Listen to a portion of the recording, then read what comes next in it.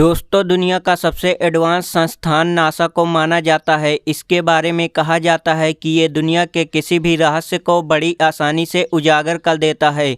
लेकिन भारत में कई ऐसे धार्मिक स्थल हैं जिनके रहस्यों के बारे में आज तक नासा तो क्या, दुनिया का कोई भी रिसर्च संस्थान इसकी सच्चाई का पता नहीं लगा पाया है। इसी तरह कैलाश पर्वत के रहस्य को जानने के लिए साल 2015 में नासा ने कैलाश पर्वत के ऊपर सैटेलाइट को लगा दिया था और नासा के वैज्ञानिक यह जानना चाहते थे कि आखिर इस पर्वत पर ऐसा क्या है जो इस पर्वत पर आज तक कोई नहीं चढ़ पाया है, जबकि इसकी ऊंचाई हिमालय पर्वत से 2000 मीटर कम है।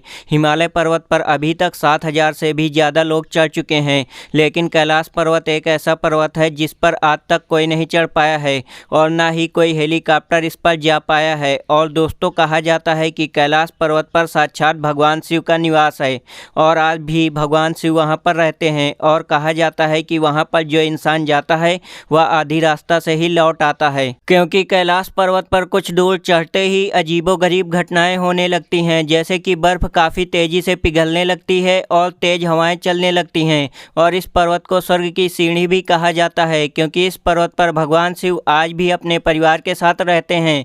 और माना जाता है कि इस पर्वत पर थोड़ा चढ़ते ही व्यक्ति दिशाहीन हो जाता है। वहीं रूस के अर्थमोलॉजिस्ट का कहना है कि कैलाश पर्वत कोई प्राकृतिक ढांचा नहीं, बल्कि यह एक पिरामिड है जो सुपरनैचुरल शक्तियों से बना है। और उनके इस बात को काफ़ी लोग सच मानते हैं, क्योंकि इस तरह का ढांचा दुनिया में कहीं नहीं है। जहां विश्व के सभी पर्वत तिकोने हैं, वहीं कैलाश पर्वत चौकोर है। इस पर्वत के चारों मुख जो चारों दिशाओं में फैले हुए हैं।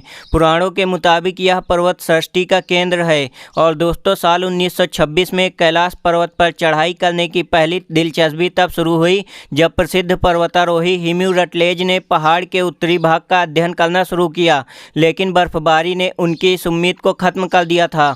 और दोस्तों, यह पर्वत सन 1962 तक भारत का हिस्सा था, लेकिन चाइना ने आक्रमण करके अवैध रूप से कब्जा कर लिया था और आज भी यह चीन के ही कब्जे में है। कैलाश पर्वत पर कब्जा करने के बाद से ही चीन इसके रहस्यों को जानने के लिए काफ़ी ज़्यादा उत्सुक था और उसने कई बार इस पर्वत पर चढ़ने का प्रयास किया, लेकिन हर बार वह असफल रहा। सबसे पहले चीनी सरकार ने साल 1980 में इटली के पर्वतारोही से कैलाश पर्वत पर चढ़ने की गुजारिश की, लेकिन इटली के पर्वतारोही ने इस पर्वत पर चढ़ने से साफ मना कर दिया। इसके बाद साल 2001 में चीन ने स्पेन और रूस के वैज्ञानिकों के साथ मिलकर कैलाश पर्वत पर चढ़ने की कोशिश की, लेकिन इस बार भी चीन नाकाम रहा। और साल 2007 में रूसी पर्वतारोही सर्गे सिस्टिको ने अपनी टीम के साथ कैलाश पर्वत पर चढ़ने की कोशिश की और सर्गे ने अपना खुद का अनुभव बताते हुए कहा कि कुछ दूर चढ़ते ही मेरे और पूरी टीम के सर में भयंकर दर्द होने लगा। फिर हमारे पैरों ने जवाब दे दिए, मेरे जबड़ों की मांसपेशियां खिंचने लगी और जीभ जम गई थी और चढ़ते हुए ऐसा महसूस हो रहा था